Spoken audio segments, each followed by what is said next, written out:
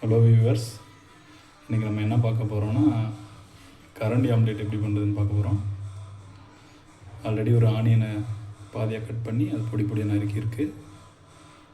ஒரு பச்சை மிளகாவில் பாதி பச்சை மிளகா கட் பண்ணியிருக்கு. காரம் எவ்வளோ வேணுமோ அதுக்கேற்ற மாதிரி நீங்கள் மிளகா முழுசாவோ இல்லை பாதியாவோ ஆட் பண்ணிக்கோங்க. இப்போ முட்டையை அடிச்சிடலாம். அதுக்கு முட்டையை உடச்சி ஊற்றிக்கிட்டேன். ஒரு பிஞ்ச் சால்ட் போட்டுக்கலாம். அதிகமாக போனால் ரொம்ப உப்பு கறிக்கிற மாதிரி இருக்கும். பிஞ்ச் சால்ட் போட்டுறேன், கொஞ்சமாக தான் போடுறேன்.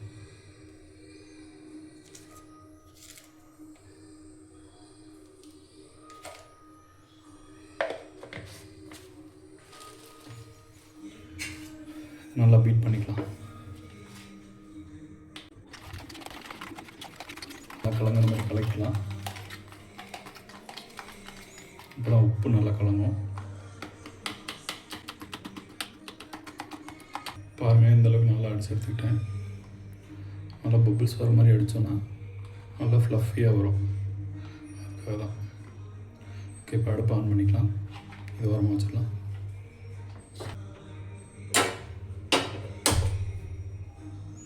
இந்த கரண்டிக்கு ஒரு முட்டை போட்டால் தாங்க அளவு கரெக்டாக இருக்கும்.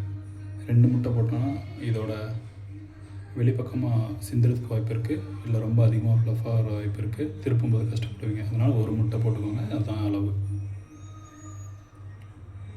இந்த கரண்டி கொஞ்சம் சூடாகட்டும். ஆயில் கொஞ்சமாக போட்டுக்கலாம்.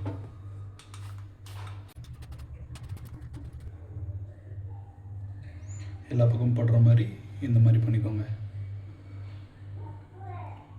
இந்த சைடு வாலெல்லாம் படுற மாதிரி பண்ணால் தான் சைடில் எதுவும் பிடிக்காமல் கருகாமல் வரும். அதுக்காக. ஓகே, எண்ணெய் கொஞ்சம் காயட்டும். எண்ணெய் சூடாயிடுச்சு. இப்போ நம்ம அடித்து வச்சுருந்த முட்டை இதில் ஊற்றிக்கலாம்.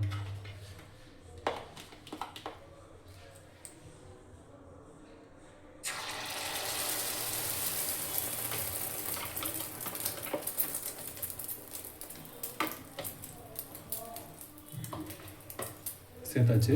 இப்போ பாருங்கள் எப்படி ஃப்ளஃபாக வந்திருக்குன்னு. கொஞ்சம் நேரம் வேகட்டும். அதே ஸ்லோ ஃப்ளேம்லேயே வச்சுக்கோங்க. ஃப்ளேம் இன்னும் இன்க்ரீஸ் பண்ணிங்கன்னா அடி பிடிக்கும், இல்லைனா கருக வாய்ப்பு இருக்குது. ஒரு 2 மினிட்ஸ் இந்த மாதிரியே வேக விடுங்க. ஓரளவுக்கு உள்ளே வந்துருச்சு. இந்த பதத்துக்கு வந்தோடனே திருப்பிக்கோங்க.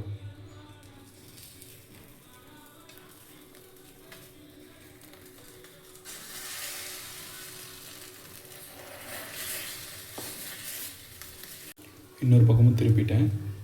பாருங்கள், வெளியே ஓரளவுக்கு வந்துருச்சு. உள்ளே கொஞ்சம் மைல்டாக பச்சையாக இருக்கும், ஆனால் அந்த டேஸ்ட் நல்லாயிருக்கும். இந்த கரண்டி ஆம்லேட் வந்து ஃபஸ்ட்டு நான் வத்தலக்குண்டில் காளியம்மன் கோயில் பக்கத்தில் ஒரு கடை இருக்குது, அங்கே சாப்பிட்ருக்கேன். நீங்கள் எங்கே சாப்பிட்ருக்கீங்க அப்படிங்கிறத கமெண்ட்டில் சொல்லுங்கள். இது சாப்பிடும்போது எனக்கு இதை பார்க்கும்போது பழைய ஞாபகங்கள்லாம் வருது.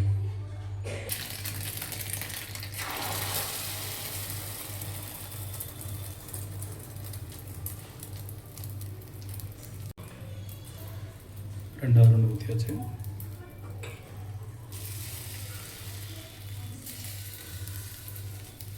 அப்படியே ஸ்லோ ஃப்ளேம்லேயே இருக்கட்டும்.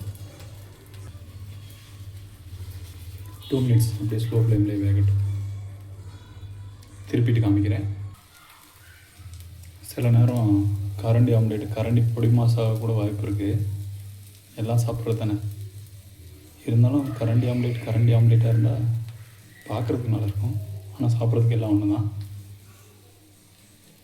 ஃபைனலாக எப்படி இருக்குன்னு காட்டுறேன். அவ்வளோதான், நம்ம கரண்டி ஆம்லேட் ரெடி. இந்த மாதிரி நீங்களும் ட்ரை பண்ணி பாருங்கள். ட்ரை பண்ணி பார்த்துட்டு கமெண்ட் பண்ணுங்கள். மறக்காமல் எங்கே ஃபஸ்ட்டு கரண்டி ஆம்லேட் சாப்பிட்டீங்கன்றதை கமெண்ட்டில் சொல்லுங்கள். அடுத்த வீடியோவில் சந்திக்கலாம். நன்றி, வணக்கம்.